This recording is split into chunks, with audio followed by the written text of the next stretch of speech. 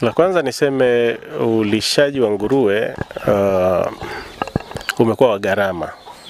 Gharama kwa sababu unahitaji ununue kutegemea aina ya chakula unachotumia. Kwa utaratibu wa zamani, kwa mfano mimi nilikuwa nanunua soya, nanunua damu, nanunua mashudu, nanunua pumba, nanunua unga na vichanganyio vingine. Soya kwa mfano haipatikani kwa urahisi sana. Mtakubaliana na mimi na wale ambao wanaitumia wanajua. Lakini hata mashudu kwa mfano kuna kipindi ilikuwa mashudu ukiyatafuta huyapati. Yaani uzalishaji ulipungua kipindi fulani.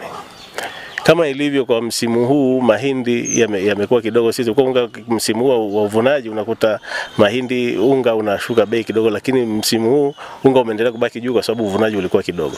Kwa hiyo kwa mtu ambaye anategemea chakula cha aina ile cha kukusanya kutoka kwa wakulima, material ambazo zinatoka kwa wakulima, unaweza kukuta gharama za ulishaji zikaongezeka, zikaendelea kupaa.